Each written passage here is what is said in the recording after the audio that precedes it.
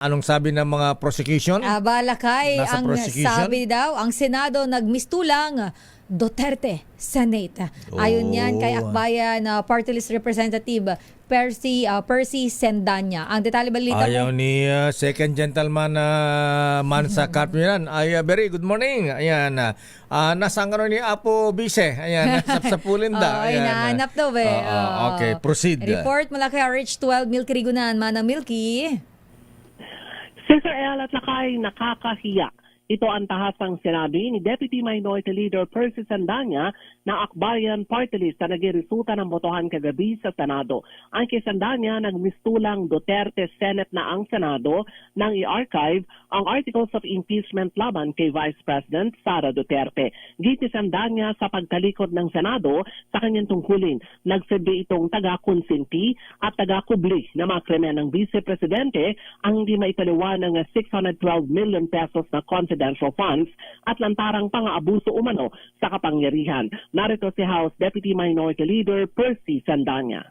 They chose to surrender their independence and willfully abandon their constitutional mandate. Today, the Senate decided to become a Duterte Senate.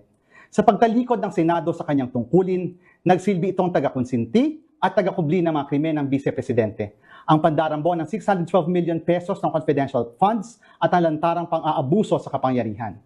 Their disgraceful decision is a betrayal of the Constitution and a betrayal of the will of the people. This may have delayed our hopes for accountability and justice, but it has not ended it. Sa dulo, hindi pa nakakatakas si Vice President Sara Duterte sa kanyang mga pananagutan. Patuloy na magbabantay at maniningil ang taong bayan. Tuloy ang laban. Sa panig naman ng prosecution, ang naging hatol ng 19 na senador ay pagkakait daw ng due process sa taong bayan na humihingi ng paliwanag at pananagutan.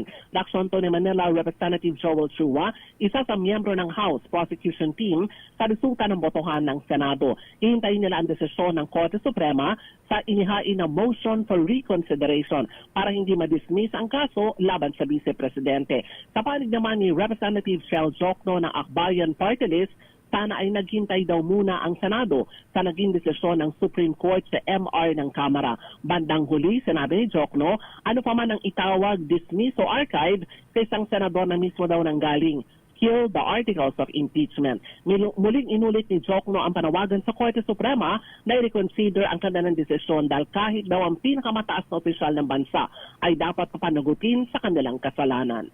Ako si Milky Rigunan para sa DCRH. Yes, okay. Sino itong si Congressman Percy Sendanya? Anak ba ito ni Apo former Minister Greg Sandanya? Taga La Union ba ito? Di ba alam? Pero hindi ko alam, pero ano siya Lakay yung kanya apelyido nga ay kumbaga kilala sa politika noong panahon din ng nagdaang rehimeng Marcos. Pero aktivista ito Lakay. Aktivista. Okay. At siya ay naitalagang House Deputy Minority Leader ngayong 20th Congress. Okay. Ako si Milky Rigunan nagulat para sa DCRH, una sa Pilipinas, una sa Pilipino. Daming bayan. Maraming salamat, Manang Milky Rigunan mula sa Kamara. Naku.